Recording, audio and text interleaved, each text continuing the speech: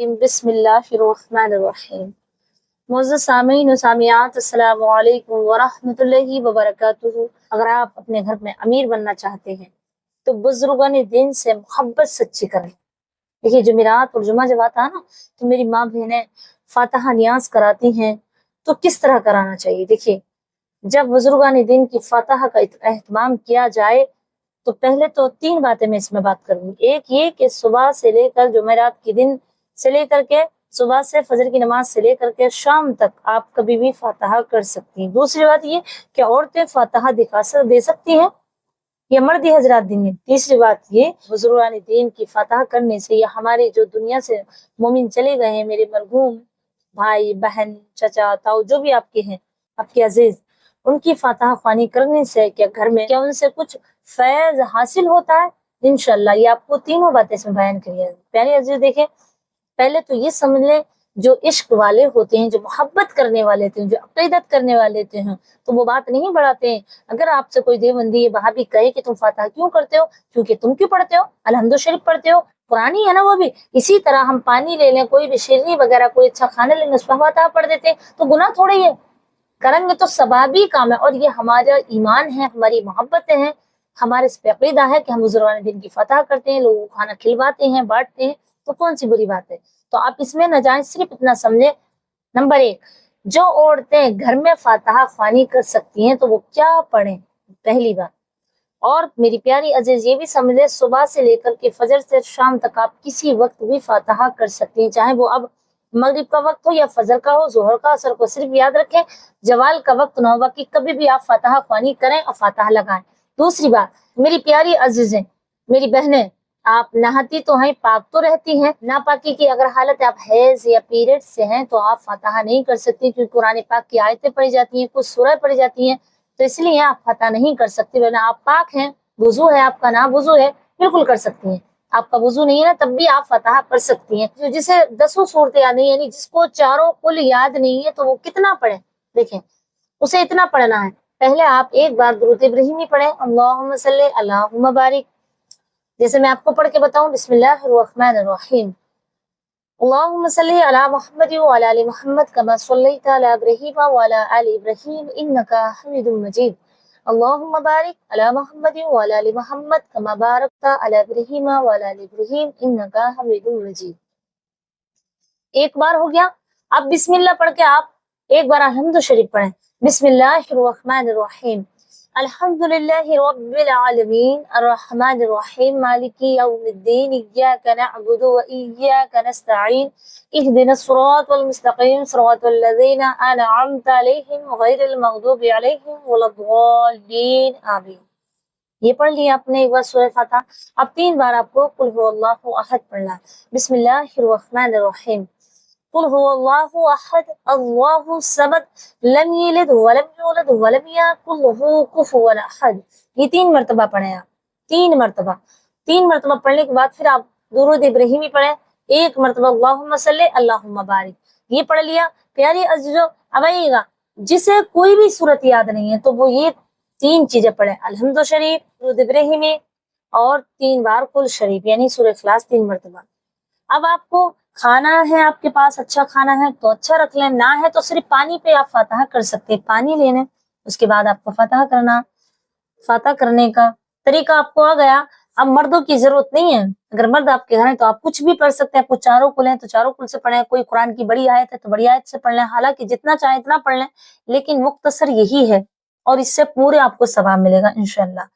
پیاری عزیزو اب آئیے وہ طریقہ کہ جو میری بہنیں کہتی ہیں نا اس کے پڑھنے سے کیا ہوتا ہے میرے بھائی، اس کے پڑھنے سے یہ ہوتا ہے کہ بزرگان دین فقہ کرام لکھتے ہیں کہ جمعرات اور جمعے کے دن تمام مسلمان بھائیوں کے بہنوں کے اعمال تولے جاتے ہیں، تو جو ہمارے مرحوم ہوتے ہیں ان کے اعمال بھی اکٹھا ہوتے ہیں۔ اگر کوئی اپنے مرحوموں کو ایک بار الحمد شریف اور 3 بار قل هو اللہ پڑھ کر کے ثواب بھیجے تو انہیں وہ بھی ملتا ہے۔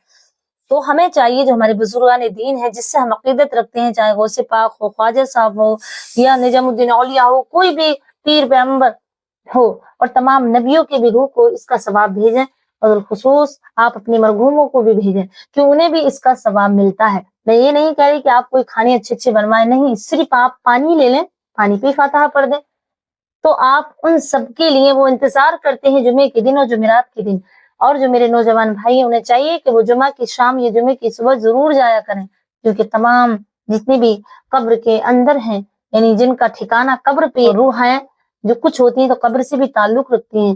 اللہ کے رسول صلی اللہ علیہ وسلم فرماتے ہیں کہ مرنے کے بعد مردہ حالانکہ اس کی ٹھکانہ جنت ہو، عالم ورگس ہو یا سجیل ہو، کسی بھی جگہ پر اس کا ٹھکانہ ہو، لیکن وہ اپنی قبر سے ضرور تعلق رکھتا ہے. جب اس کی قبر پہ جایا جاتا ہے تو وہ فوراً حاضر ہو جاتا ہے اور ان کی دعائیں، ان کا ملنا اسے پسند آتا ہے اور انہیں سکون ملتا ہے.